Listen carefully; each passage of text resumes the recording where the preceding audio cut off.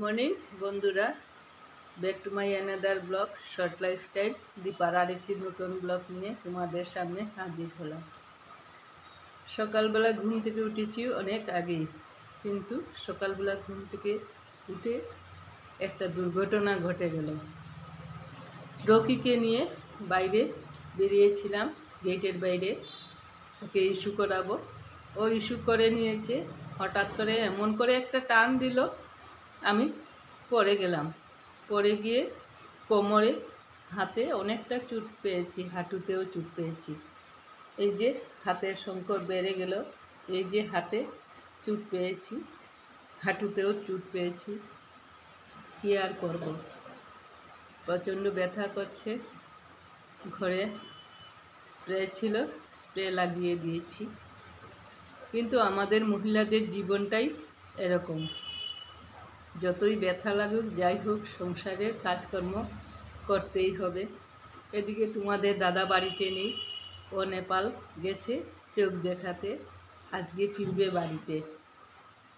যথারীতি রকি আমাকে ফেলে দিয়েছি ঠিকই, কিন্তু ওকে তো খাবার দিতে হবে। ওর জন্য মাংস রান্না করে ফ্রিজে রাখা আছে, ওকে ভাত মেখে, মাংস দিয়ে ভাত মেখে ওকে খাবার দিয়েছি। কি করব? আর তোমার দাদা আসবে, আমি এদিকে রান্না বান্না বসিয়ে দিয়েছি, ঘর ঝাড় দিয়েছি, ঘর মুছিনি। আমাদের মেয়েদের জীবনটাই এরকম, প্রচণ্ড ব্যথা করছে, কিন্তু কি করব, কিছু করার নেই। এখন রাখছি বন্ধুরা, পরে আবার তোমাদের সাথে দেখা হবে। করে চলে এসেছি, রান্না অনেকটা করে নিয়েছি, এখন মাছগুলো ভেজে নিচ্ছি, তারপর তরকারিটা করে নেব। এদিকে বাইরে প্রচণ্ড বৃষ্টি পড়ছে, এই যে বাইরে বৃষ্টি পড়ছে।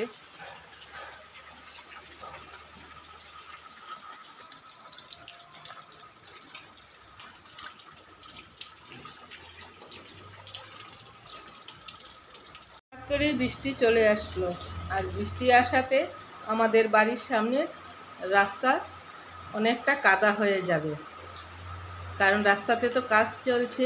আগেই তোমাদেরকে দেখিয়েছি অন্য একটা ব্লকে।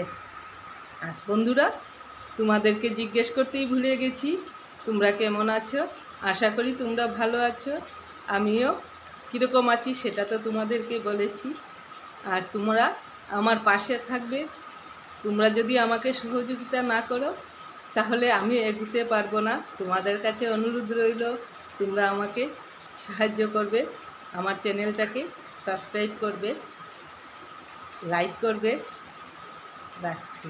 স্নান টান করে এসে ঠাকুর পুজো দিয়ে দিলাম। গাছে অনেক ফুল, কিন্তু ফুলগুলো আমি ঠিকভাবে তুলতে পারি না। কিছুটা ফুল তুলে এনে ঠাকুর পুজো দিয়ে দিলাম। কী আর করব বন্ধুরা, স্নান টান করে ঠাকুর পুজো দিয়ে এসে ভাতটা রান্না করে নিয়েছি। ভাতের ধোঁয়া উঠছে, তোমাদের দাদা আসতে এখনও 2 ঘন্টা বাকি আছে। আর এদিকে রান্না করেছি এই যে কাতলা মাছ দিয়ে লাল লাল ঝোল। ঝোলটা কেমন হয়েছে তোমরা কমেন্টস করে বলবে।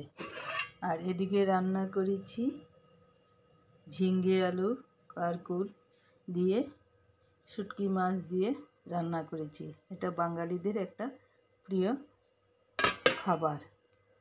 বন্ধুরা, রান্না বান্না ঠাকুর পুজো সব শেষ করে নিয়েছি। এখন অপেক্ষা তোমাদের দাদা বাড়িতে আসার। আরও 2 থেকে 2.5 ঘন্টা লাগবে বাড়িতে আসতে। আর এদিকে সকালবেলা যে ঘটনাটা ঘটেছে, রকি আমাকে ফেলে দিয়েছে, হাতে প্রচণ্ড ব্যথা করছে, কোমরে হাঁটুতে ব্যথা করছে, কিন্তু কি করব, আমাদের নারীদের এই অবস্থা। মুখে হাসি, বুকে ব্যথা। সকালবেলা থেকে অনেকবার স্প্রে দিয়েছি, কিন্তু ব্যথা কমতেই চাচ্ছে না। এখনও আবার স্প্রে লাগাবো, লাগিয়ে কিছুক্ষণ বসে থাকবো। শুতে পারি না, অসুবিধা হয়, কিছু সময় শুলে তারপর হাঁটতে পারি না। বন্ধুরা, ব্লগটা এখানে শেষ করে দিচ্ছি। আর যদি তোমাদের আমার ব্লগটা ভালো লেগে থাকে তাহলে অবশ্যই লাইক শেয়ার সাবস্ক্রাইব করবে। মুখে হাসি বুকে ব্যথা। টাটা, রাখছি।